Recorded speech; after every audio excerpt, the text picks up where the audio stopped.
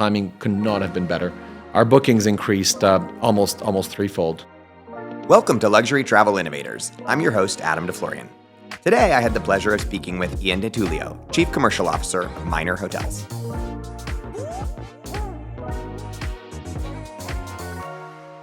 Ian, thank you so much for joining me on Luxury Travel Innovators. I appreciate it. Yeah, my pleasure. Tell our listeners a little more about Minor Hotels and the history of the brand. Yeah, Minor Hotels, obviously not so minor anymore, but certainly started by Bill Heineke, which some people may know as a huge serial entrepreneur. Started more than 50 years ago in Thailand with one small hotel in Pattaya. And since then has grown this massive company, not only into a hotel company, but a company managing thousands of restaurants. And so on the hotel side, which of course we're focusing on today, we've grown to almost 600 hotels. Wow. With a growth path, which is a path to about 1,000 by 2030, 850 by 2027. So it's been nothing short of a rocket ship in the last couple of years. We have 12 brands today. We'll probably talk about our new brands later on. But our mainstay brands, the ones that most people know today, would be the Anantara brand, Elawan, of course, which is known for safaris, the NH group of brands out of Europe, and Avani. And of course, we have Oaks, which is our brands mainly located in Australia. So it's the little train that could, and that seems to have turned into a high-speed train as we've progressed. Interesting. Are you? Is it mostly managed properties, or is it a mixture of owned and managed, owned operated? Yeah, a bit of both. I think 70% of our properties today are owned or leased, which is pretty different than the rest of the industry. We like to think that we're asset right. Okay. The reality is, it sounds cool to say asset right instead of asset heavy. But the reality is we're asset heavy, but at the same time, we are becoming lighter and lighter. We will never be asset light. It's not our goal in life. We actually have a nice asset rotation strategy.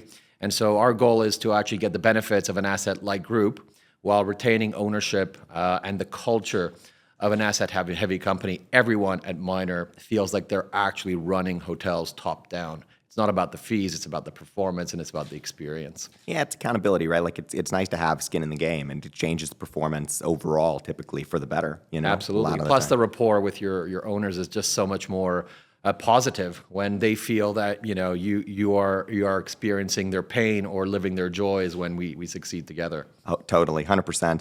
I'd love to hear a little more about your background and what got you started in the hospitality travel business. Yeah, I kind of fell into it. I mean, I started in finance, which is always a dark place to start. And I can say that for this podcast. I wouldn't say that in another podcast, obviously. But and somehow at the early days, in my early days in finance, I wasn't getting the kick I wanted to get from my career, and so I moved into database marketing at the time, which was a precursor of CRM and all those kind of things. So I started building out data models and forecasting models and all these things that the data geeks do today, which is why they are my best friends in life. And so I moved into this data space, and then shortly after, a number of years in loyalty. So I built up some of the biggest loyalty programs in North America with a company called Alliance Data Systems and Air Miles reward program in Canada. I moved into the airline space, spent about 10 years between Air Canada and Qatar Airways, learning about travel, fell in love with travel and hospitality. And then shortly thereafter moved to Accor in Paris. And so spent 5 wonderful years with Accor, learned about hotels, which I knew nothing about from the get-go. And then of course I got a call from Bill, and it was hard to resist this challenge of this serial entrepreneur calling you to kind of work with him to bring the company to the next level. Fantastic. How do you use some of the data, the data-driven solutions and decisions that you had in your past today in Minor Hotels? I mean, the beauty of Minor is that we've done all these acquisitions fairly recently on the scale of the hospitality timelines. And so we're in the process today of merging all of our databases across the company and implementing one unique CRM approach across the company. So the beauty of Minor Hotels is, although we've done personalization like everyone else has on our emailing solutions and our apps and everything else, we very much did it at a brand level. And so we've now consolidated all of our brands under Minor Hotels. Minor Hotels has become a consumer-facing brand, which it wasn't. It was pretty much, a business-to-business brand. It was out there for communications with Minor International as our financial entity, as our corporate entity. And of course, when you have 12 brands, you really can't go out there and continue doing branded level personalization. You need to move at scale at a group level. So we've consolidated all of that data. We are now personalizing across all those brands. We're contextualizing the experience when people spend some time with us. And so we're trying to take the best of what some of our competitors do. We, of course, own a JW Marriott. We own a number of Four Seasons hotels. And so we're very well acquainted with what some of the other brands are doing extremely well. And we're trying to take it to the next level with something which resonates with our guests. It's fantastic. And then you mentioned loyalty, so I'm going to touch on it. So what are you guys doing on the loyalty side with the Minor Hotels loyalty platform? Yeah, on the loyalty side, we're part of a program called Global Hotel Alliance. Of course, we actually have an equity stake in Global Hotel Alliance. So we are completely committed to the alliance. As you know, Global Hotel Alliance has more than 40 brands participating in this wonderful program. It's a very liquid program. It's discovery dollars, which are US dollars. So easiest to understand for certainly this market and most of the world. And so what we've done is, of course, we utilize the Global Hotel Alliance currency, if I can use that term, as our loyalty point currency or loyalty discovery dollars currency. And then all the data, of course, accrues to our system. And so we run the personalization. They run what they do best, which is the loyalty point systems. And so it's the best of both worlds. Plus, we're working with some of the best brands in the world, brands like Capella, Pan Pacific, Corinthia, et cetera, to essentially bring the whole program, which is largely an alliance of loyalty, to consumers that are looking increasingly for a variety of brands to interact with. And with GHA, you can earn at any Minor hotel or any of the brands that you mentioned, among and many others, and then redemption works the same way? Exactly right. You can redeem, if you have $126 in discovery dollars, you can use $126 on your next stay. So it's just that easy, which is what people are looking for. Yeah. Not unlike what Southwest Rewards did a couple of years ago, and people were like, "Oh my God, it's so hard to get reward tickets on airlines." And Southwest comes along, and they're kind of like, "Hey, we're the most frictionless loyalty program out there." And so we've taken some of these cues from those best in class organizations through the years. It's fantastic. So. You can, of course, use those at your new brands as well, right? Those discovery dollars. So can you tell us a little more about the new brands, which is Wolseley Hotels, Minor Reserve Collection, Colbert Collection, and iStay? Yeah, for sure. We'll start with why we created 4 brands. People always ask me, like, wow, you've gone from like 8 to 12. It's kind of a quick leap.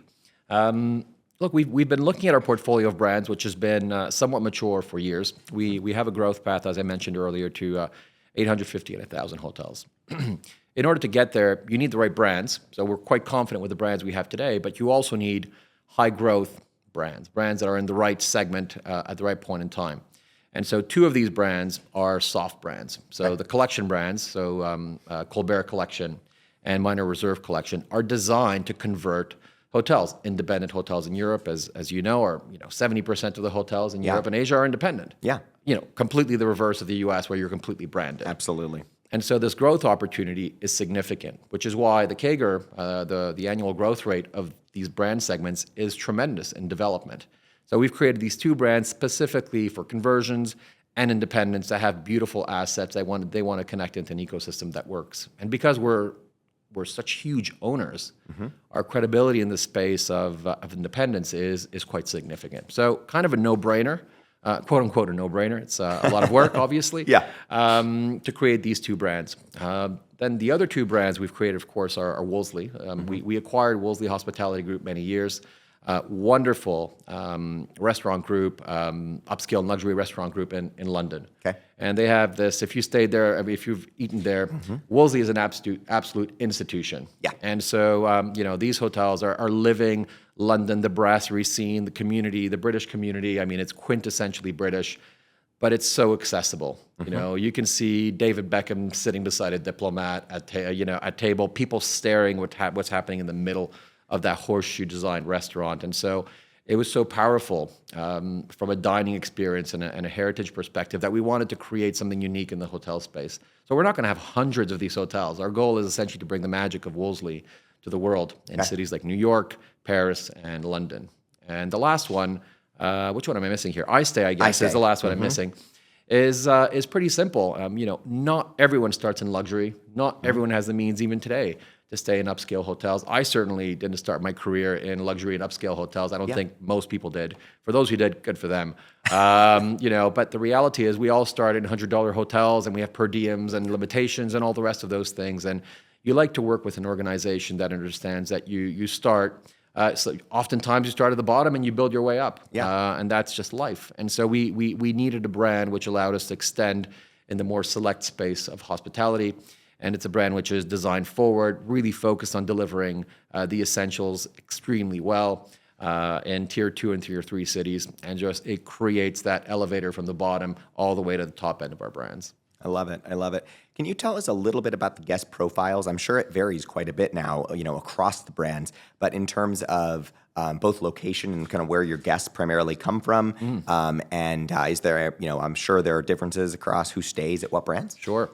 I mean, naturally, our guest profiles are also dependent on where these brands developed. Yep. And so the NH Hotel Group brands, I'm using our legacy name for the NH Group in Europe. You can imagine that the intra-European consumers to NH Collection now in Tivoli, it's, 70-80% is intra-Europe. Yeah. And so that's changed. So as Minor acquired NH Group, we started cross-pollinating our databases. And so the share of Chinese consumers, the share of Southeast Asian consumers to Europe started increasing. And so we started diversifying the leisure share of our hotels and the geographic diversity. And vice versa. I mean, Anantara, which was heavily invested in Asia at the time, now increasingly European and in the Middle East, heavily dominated by Asian consumers, Middle Eastern consumers, and now we're seeing the contribution of Americans, Europeans growing dramatically. So it's been a great match on both sides of the equation. Globally, our biggest contributing markets are, of course, the UK, the US. The Middle East is huge because of the type of product they consume.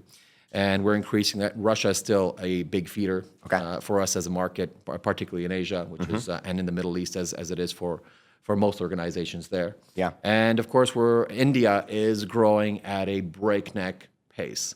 So as much as China has been stuttering a bit in the last little while, protecting its outbound tourism, trying to preserve a lot of money inside the country, we're seeing the Indian consumer base absolutely explode. So it's really exciting because you know what? First of all, it keeps us on our toes. There's not one day where I wake up and I'm like, today will be an easy day. Or this will be an easy year. Oh, the forecast is so achievable. So it keeps us on our toes, but more importantly, it keeps us in tune with geopolitics. It keeps us in tune with the evolutions of nations and their GDP growth and all the rest of those great things. Totally. I'm sure, as far as everything we've heard globally from all the travel experts and all of the big brands as well as independents, right, that GCC is growing at a big pace, right? You obviously mentioned the Middle East. Are you guys very well positioned there to achieve that growth, both inbound and outbound, considering the fact that you guys have such a Southeast Asian presence, right, as well as Indian presence, as you just mentioned, into that market with the growing middle class in India, but then also globally in terms of the outbound from GCC into these other markets? Again, you're very well positioned where they want to go, right? So we are super comfortable and happy about our GCC presence. Of course, if you just go to Dubai as an example, we almost have all our brands in Dubai. Okay. We have several Anantaras there. We have one on the Palm, of course. We have one in downtown.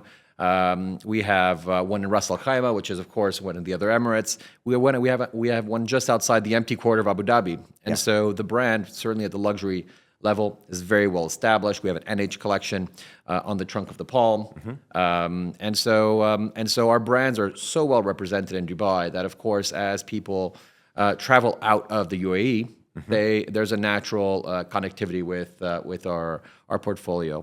Of course, we have a huge development pipeline in Saudi. Hard not to have a pipeline in Saudi, so that we're really excited about that market. It will take some time, of course, for that market to develop. But it is so rich in cultural heritage and pretty much everything under the sun, no pun intended, that we feel pretty confident. We've had a long relationship, of course, with the Middle East. They've come to Southeast Asia for years for a variety of reasons, including medical tourism as an example. Yeah. And so there's been a natural connectivity there for years, which has helped us, of course, bring those brands into the Middle East. and essentially grow them out of the Middle East into Northern Africa and Oman and other countries where, frankly, there's natural extensions. And, Africa is a big deal for us as well. Okay. So you can appreciate that we've grown slowly into these regions, but the growth is probably, the growth really is situated for us, certainly in Africa, in Southeast Asia. We have aspirations for India. That's a tougher market. Yep. Given the nature of that market, the length of time is required. We believe that we want to move in a controlled manner in India. We don't want to go out there and give everyone a franchise deal. I mean, it's we have an Anantar in Jaipur, and we're working on other projects today. We just want to make sure that as we plant flags, just as we've done in China, that they're flags that we're proud of, and that really create a reason for customers to interact with us internationally. Totally. Yeah, it's interesting. I was with a client last week who was telling me about the growth pace in those markets compared to the growth pace when they started in North America and Europe, right? So what might have taken 10 or 15 years to establish here in the US, for example, is taking 3 in Asia, 1.5 in India. Or another example is Europe, right, where the entry into Europe might have been 7 years, but again, back to those 3 and 1.5, like the pace is just happening rapidly because of the population, obviously.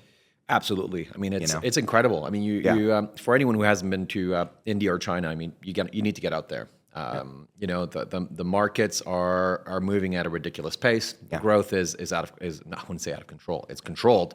Obviously, particularly in China, they actually have a plan to grow the middle class, and they've grown the middle class, which is why they've been so successful.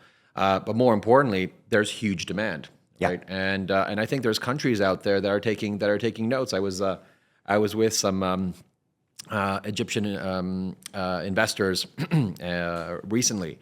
And they were talking about the fact that they need something like 1,000 hotels to power the future of their tourism industry. So the nice part about this is, there's legacy markets, like the U.S. and like Europe. I mean, even Australia. I mean, they're very mature markets, and the hotels per capita is quite good. And then you've got markets that are massively underserved, which historically would have taken their time to build out the space. And now they're seeing China and India, essentially build a hotel, every half a second. Right. And, I think the investment opportunities, a lot of Chinese companies are now investing overseas. Yep. And they're bringing pace with them. You're seeing in the port development and everything else. So it's super exciting because you can now access those markets, build properties, participate in JVs, et cetera, at a much faster pace than was the case 20 years ago or 5 years ago even. Totally. So many luxury brands are, of course, getting into the cruise market. And you're already there with Mekong Kingdoms cruises. Can you tell us a little bit about that? What's the cruise division look like? Yeah, I mean, I'm not sure if I use division because, I mean, that sounds huge. I mean, the cruise division. I mean, it sounds like the Empire Strikes Back and the Death Star. But, we have a pretty healthy, I think, small luxury boat division at this point in time. I can't really tell you more about our broader ambitions about becoming the Death Star of cruises. But certainly, as it pertains to the Mekong Kingdom, it's a 13-room boutique hotel on the Mekong, which is beautiful, of course. It's in Laos, and you're between Vientiane and Luang Prabang. It's about a week journey, and what's beautiful about it, of course, is the architecture of the boat is Frencho and the China influence. The food, of course, is very local in nature, and it stops along this beautiful river. Which, for those of you who haven't been to Laos or Cambodia, it's just these windings. It's this winding river in between these beautiful mountains, inhabited by hill tribes, and so every step along the way is just a discovery. Right? There's this amazing cave. I didn't do it because essentially we were designing it when I visited. So I did it on a speedboat, which is a lot less sexy and terrible for the hair. For, of course, guys like us that have this wonderful hairdo. But, there's this incredible cave where they've got all these carved Buddhas, and there's thousands of them. And there's candles across this cave, and it's just a transformative experience. I mean, culturally, and it's immersive, and it's, it touches you profoundly. And every step of the way, you discover not only culture and religion, but you discover artisans that are kind of, they've essentially built out, every piece of clothing that they're selling with their own hands. And it's so inspiring. So it's, I have to say, I think river cruises, smaller format cruises are definitely the way to go. We're looking at bigger formats as well. We're looking forward to announcing something in the next couple of months. But we want to we want to stay in touch with those smaller markets. At the end of the day, when you're going out there with big formats, they're great and they can be luxurious and they can be a 5-star hotel of the seas.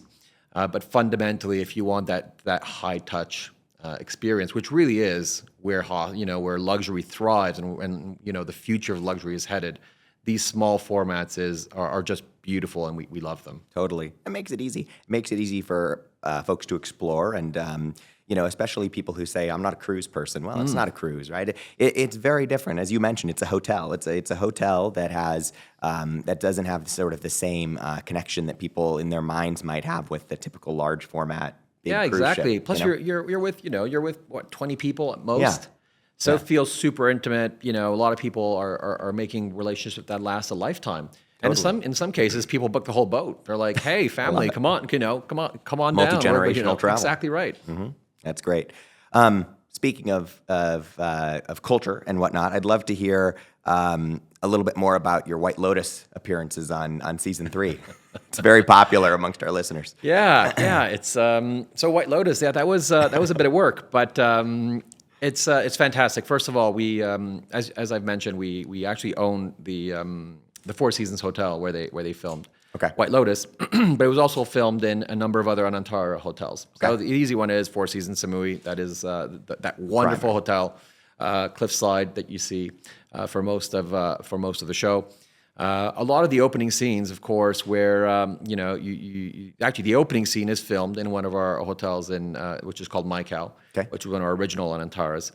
Beautiful vintage Thai feel, deep embeddedness in the Thai culture, and so it's been tremendously impactful for that hotel because people are trying to relive the White Lotus experience. They're like, oh yeah, this is where that guy was shot. Terribly, obviously not the kind of thing you want to promote, but I'm kind of giving you a verbatim of what people are saying. Yeah. Or in Boput in Samui, for example, I was there a few weeks ago for a weekend.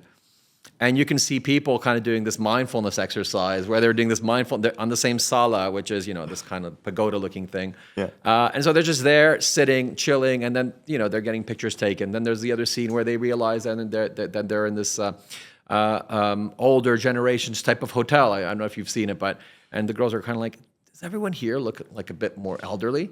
So, and so there's always at least one or two ladies sitting there kind of saying, take the picture. And then there's this post like #White Lotus elderly hotel, which it's not, by the way, it's a family hotel. Yeah. And so the whole spa scene, same thing. The spa scenes where it was filmed is in this hotel in Boput called the Anantara Boput. So it's been with the lily pads and pads and the boat. And it's quite dramatic. It looks great. We also renovated the hotel, so it's the timing could not have been better. Our bookings increased almost threefold during the announcements and the early phases of White Lotus. Our direct share, more importantly, grew almost 50%. Yeah. So it's been great, not only for us, but for Thailand as a country. I mean, for a lot of people, Thailand historically has meant backpacking and partying in Bangkok, and then I'll hit a beach and it's cheap and whatever. The reality is, Bangkok has some of the best hotels in the world. Mm-hmm. You just look at the rankings. I'm not shamelessly promoting it, but you just look at the numbers. Then it's got some of the most Michelin restaurants in the world as well. In the top 50 list, it hits way above its weight, along with Japan. So it's nice because you're now discovering a country not only because of course, the appeal for backpacking, which is still great, but luxury travel, mindfulness. Wellness. There are things that people didn't really think about Thailand as a destination for, and it's been good for everyone. And we've been thrilled to really have been chosen for our presence in the show. It's fantastic. Partnerships outside of White Lotus and GHA that we covered. How do you at Minor Hotels sort of look at partnerships, and what role does it play in the overall sort of organization? Yeah, partnerships are pretty important. We like to localize partnerships.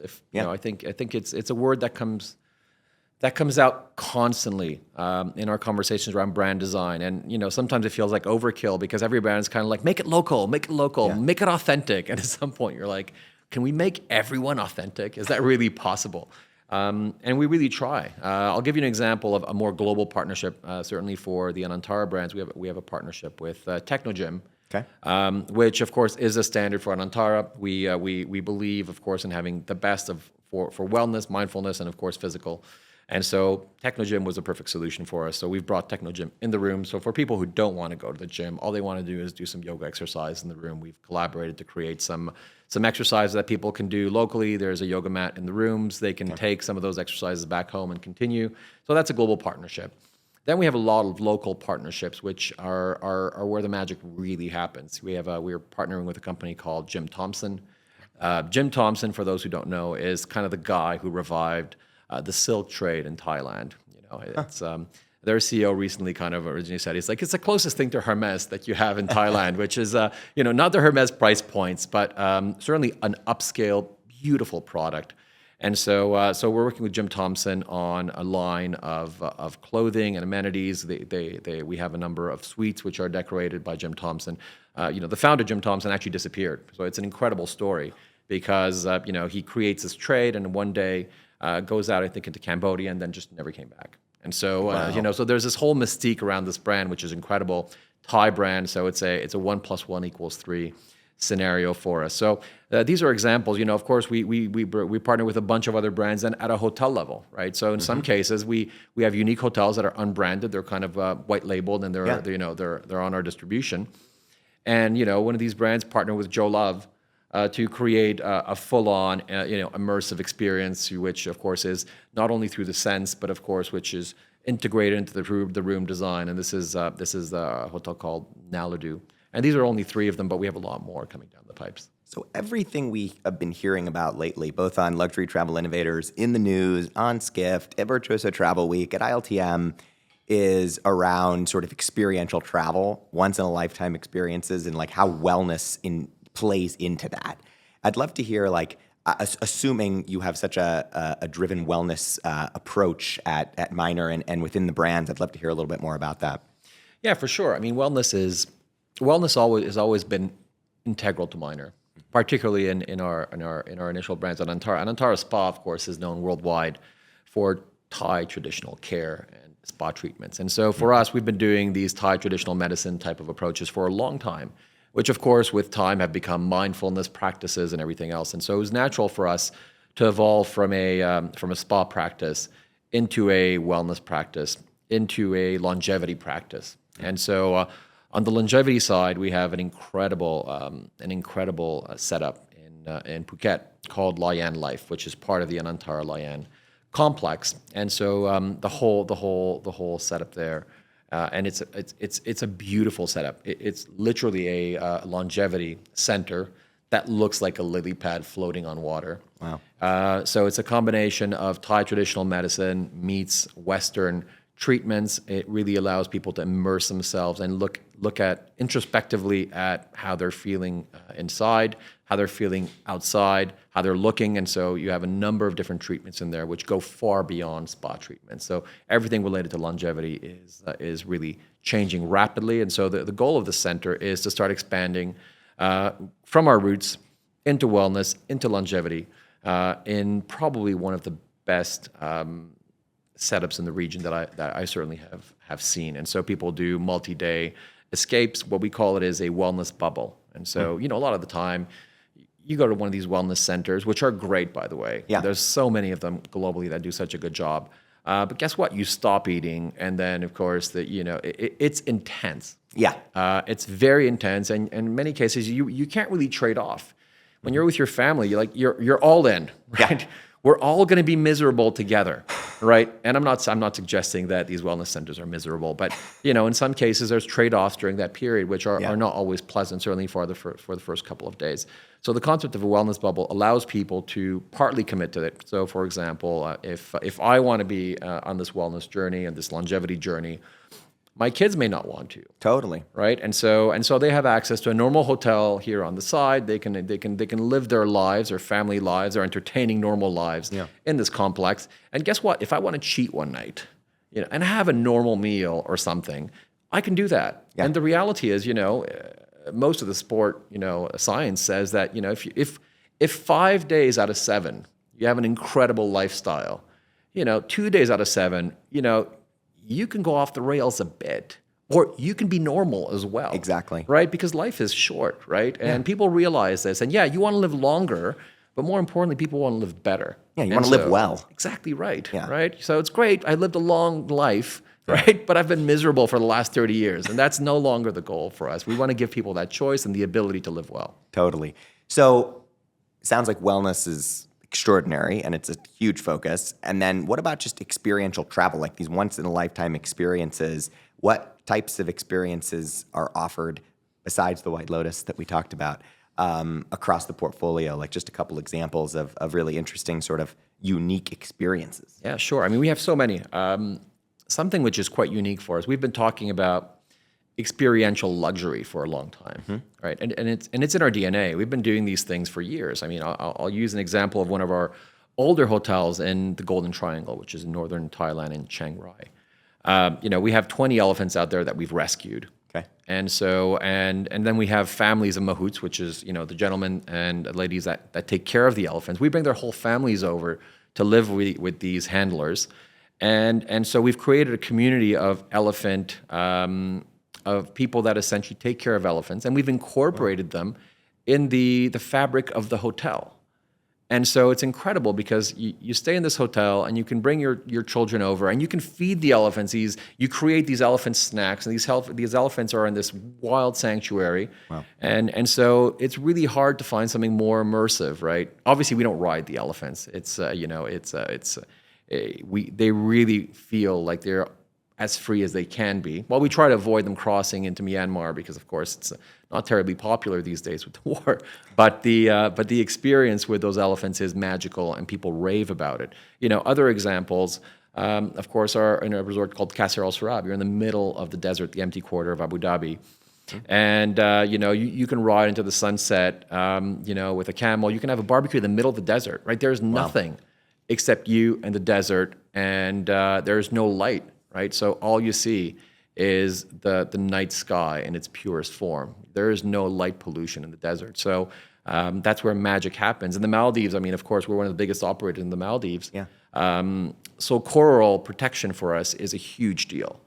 And so coral preservation and coral transplant programs are alive and well for us. And so we often invite guests to see how we protect the corals, how we help it regenerate.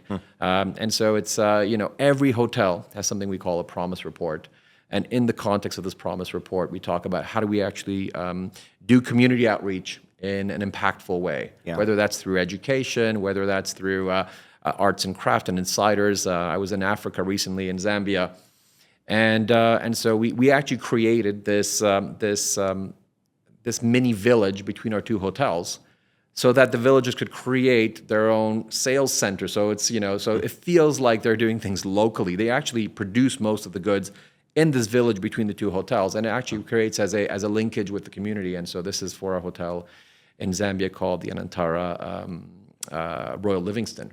So phenomenal. And I can keep going on and on and on, and we'll take an hour and a half to talk about the local experiences. But if a hotel doesn't do it right, they get raked over the coals pretty hard. Yeah, makes sense.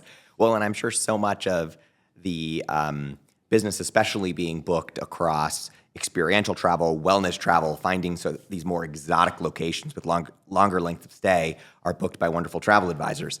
I'd love to understand, being here at Virtuoso Travel Week, what do you guys do for travel advisors that they really appreciate, that you think makes them continue to book the brands?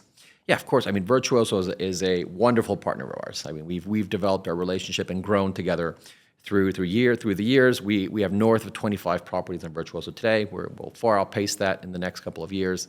And the beauty of travel advisors, particularly the Virtuoso travel advisors, is that they are people that are passionate. First of all, they're people that are passionate about what we do. And we can't say that about everyone in travel today. Yeah. It's become such a commodity, and large parts of the market are driven by price. And so it's price and product. And so if I get a good price with a good brand, which seems to be all right, well, I'll design my own experience. Yeah. And so in the luxury space, certainly that's not how, most evolving luxury customers, that's not what they expect anymore, right? The luxury product is, to some degree, I won't call it standardized, but everyone has a good product. Yeah, that's the base. Right? That's what you have to do. It's a given. Right? Yeah. If you kind of Table mess stakes. that up, you shouldn't be in luxury at all. Right. right? So experience is the next frontier. It is the current frontier. And so the travel advisors, guess what? They travel then more than most people I know, more than me. They experience our hotels. We invite them to stay with us constantly. And so we constantly feed them content. We give them opportunities to live our hotels, live our experiences.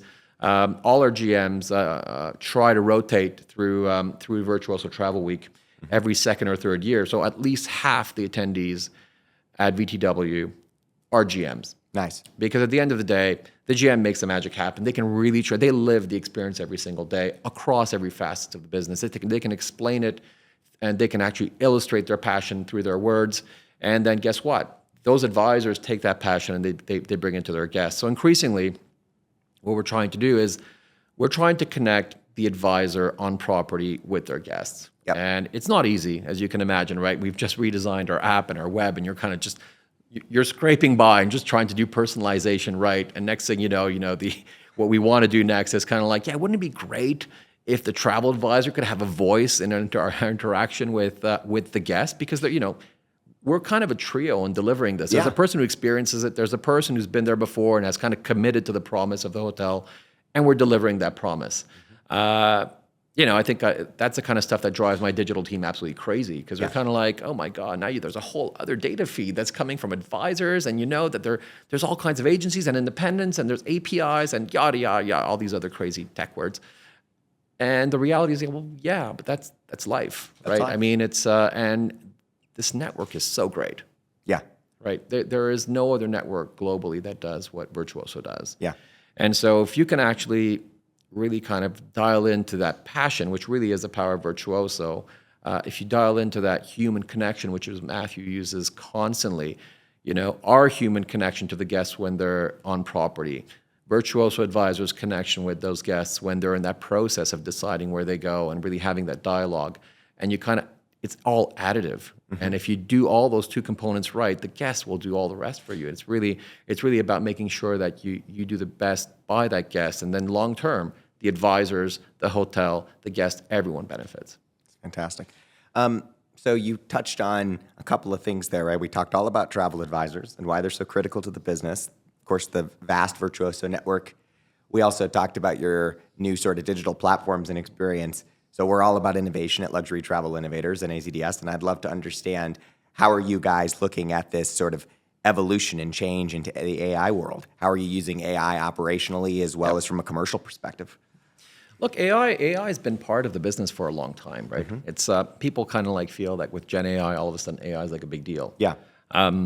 But you know what?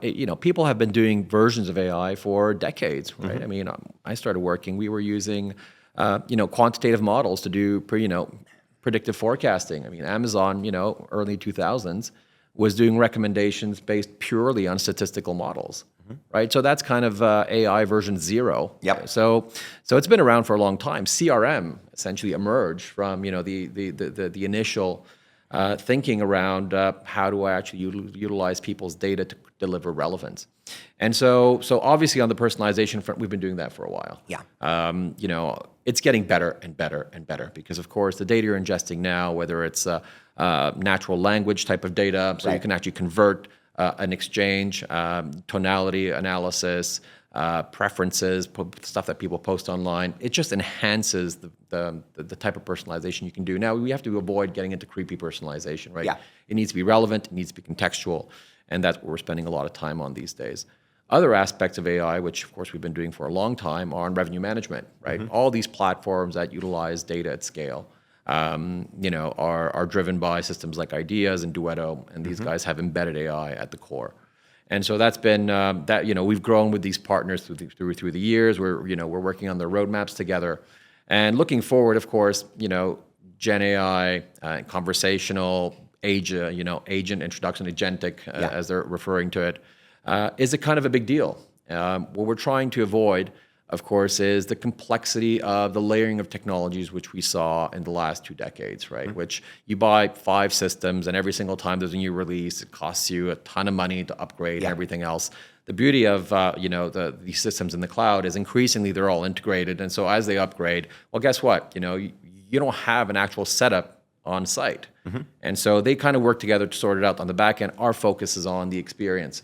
So as much as AI will certainly allow us to do some of the entry-level tasks a lot better, the key isn't so much shedding those people, it's reallocating them to much higher value-added tasks. And so, you want to anticipate people's desires. I mean, if somebody is constantly, if somebody really likes Mediterranean restaurants, don't go out there and recommend a Chinese restaurant. Right? Yeah. It's, and vice versa. We know for sure that a lot of our Chinese inbound customers, they don't consume F&B, not because they don't like to eat, but they just like to eat what they eat at home.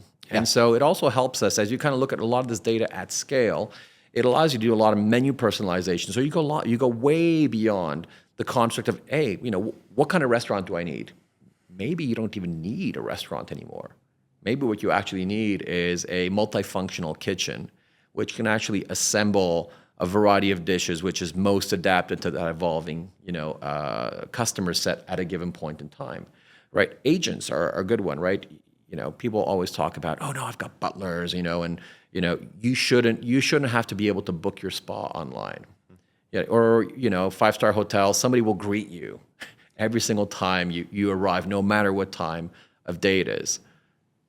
I mean, I don't know about you, but on business travel, 2 a.m., you're getting to the hotel. The last thing you want to do is speak to anyone, right? You want to get to your room. You want to be able to use your room key, check into your room, order, by the way, your hamburger or your club sandwich on your app, because of course, you can't be bothered to pick up the phone. You want to receive it, hopefully talk to no one. Yeah.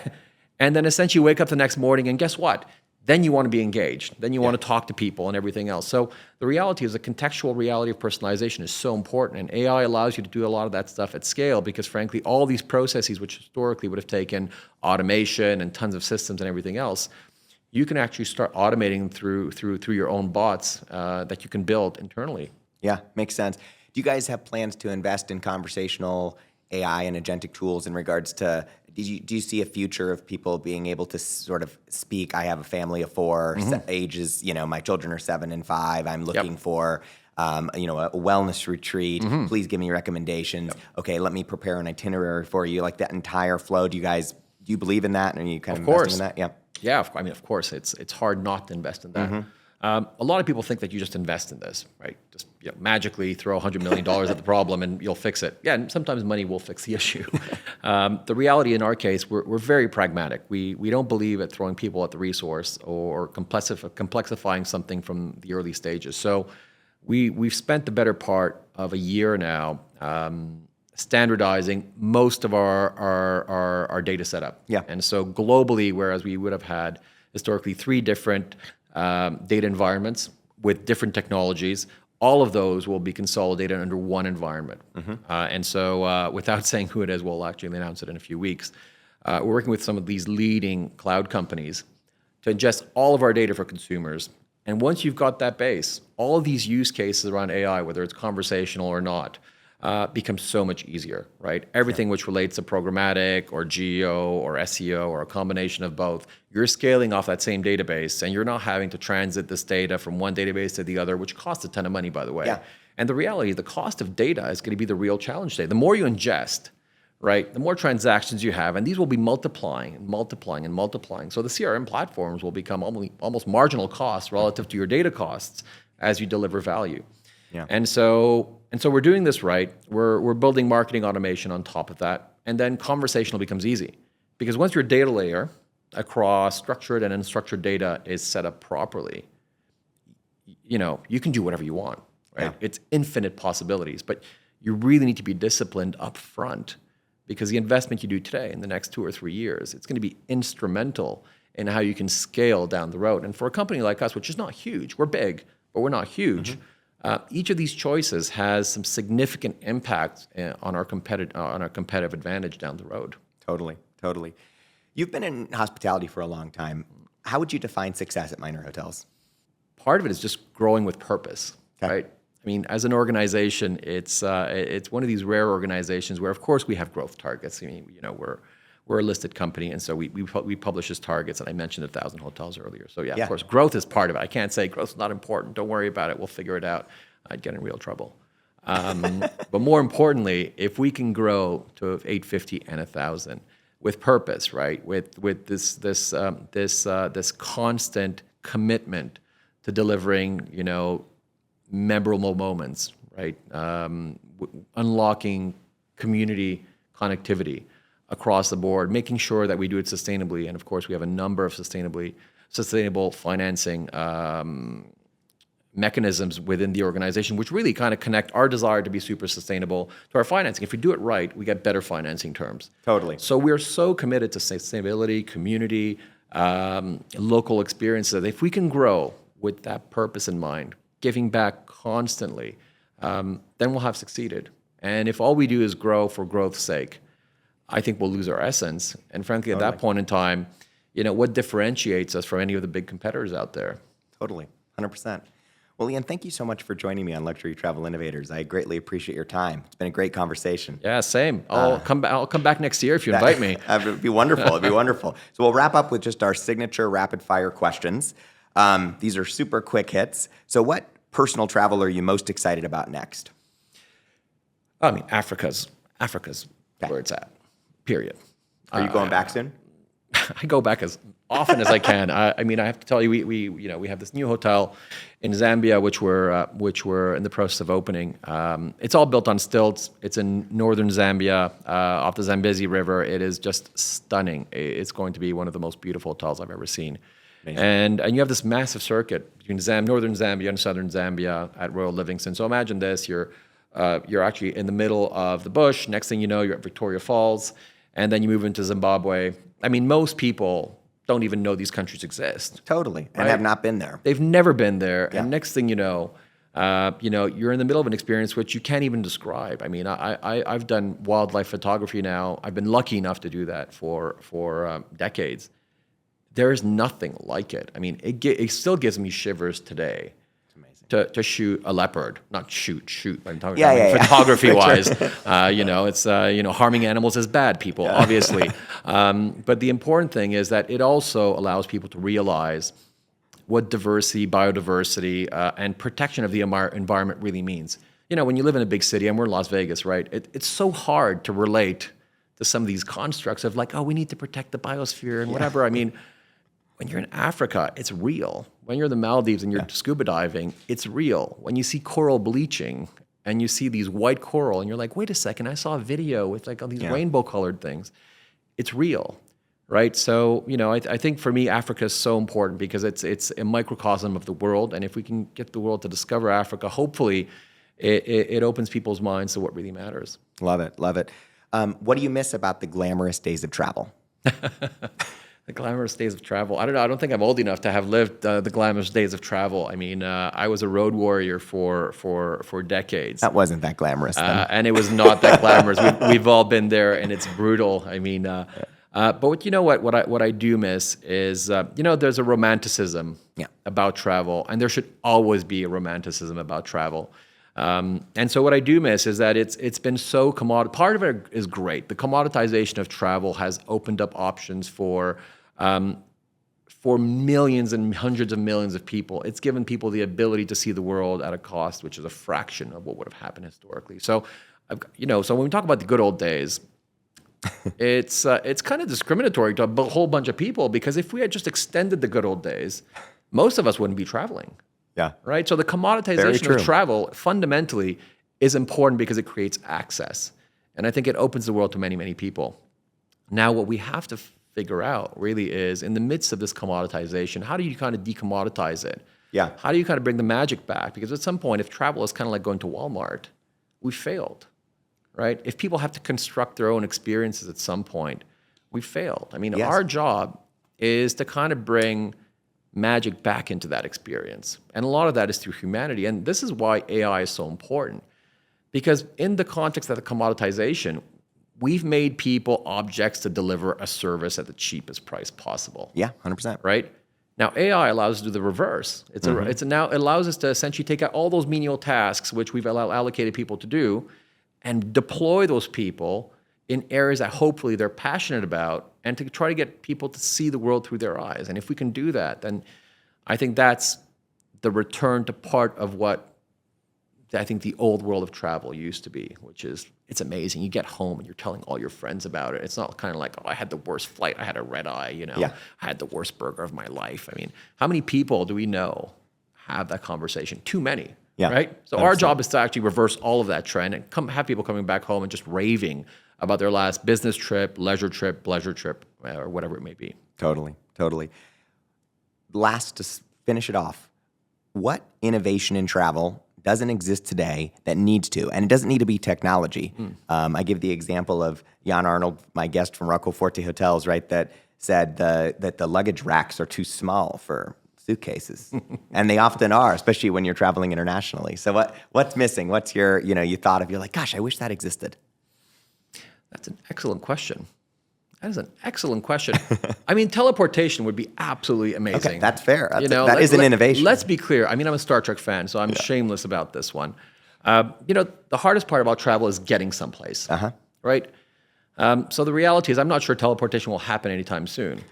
But what we do know is that there's increasingly comfortable travel avenues, right? And so there's hyperloops and there's all these kind of things. And so the more you can actually eliminate some of the fatigue elements of travel, you get people really focused on what matters. And so for me, I'm using teleportation as an example, but fundamentally it's about the logistical movement. Yeah. So how do you actually make that logistical movement much more manageable for people and families? I mean, we've all seen families, in planes, 18-hour flights. I had a friend that came from Canada to Bangkok to visit me recently with 2 young kids. Yep.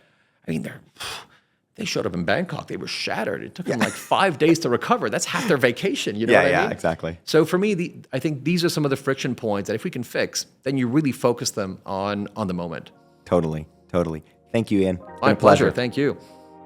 Thanks for watching this episode of Luxury Travel Innovators. Be sure to hit the subscribe button so you don't miss an episode. See you next time.